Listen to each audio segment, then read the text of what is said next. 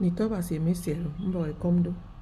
Menum ke video mi ese mofo ya afon mbo yang kom mofo happy new month. Ese ne mi titi kapa se mi ne di se mkofi on mi abasi ana maka. Ofion me di ofion do mfono ba se di kem de ni toba si udeme. Ofion me di ofion fon, ofion ima, ofion emem. E di ofion minko nko kabien kali setan yene mi di on teke ya dagada. Banga to nyo pion se Jehova do ko de tepe ki son tan nito.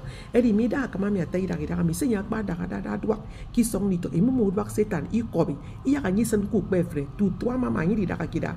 Nku komina mi di ok iri kom ken ni toba si. E di bangoton Psalm 23 verse 6 e teke mfon yema Jehova ayo mi ke free you me modi o free o free of mi afonya ni ko nfon okuri ma okuru nwa okuru fa okuru peme okuru edi nyanga uso mfonye ni berede bupulu mpo ya ka we se fo mendu bo de na to enyere ni fon ofion meme mfon di ma Jehova ye pene fi ye furu fofo ulu kwem biaro ulu ri ando ere ko so de video mi mo yom ya comment mo yom ya like mo yom ya share afon go yum subscribe to this channel nyom ni nam fi odion eteke kama ekpe ma se ekpe nam se mo na nam ekpe to bi de me se ne kabare mo yene ko ru kan Jehova o so ngo bo basi eye na mi ko yin wa se mo so ngoda e so ngoda atwara abie ire me se mo ki songfu kofion meme Kenyan Jesus afoso so video mi do mbo ku treni subscribe ku treni no eso yene kafo ku treni comment ku treni like abasi odion fi ofion meme e yo fon yo fo Kenyan Jesus mbo ofo sine me ni se abasi odion fi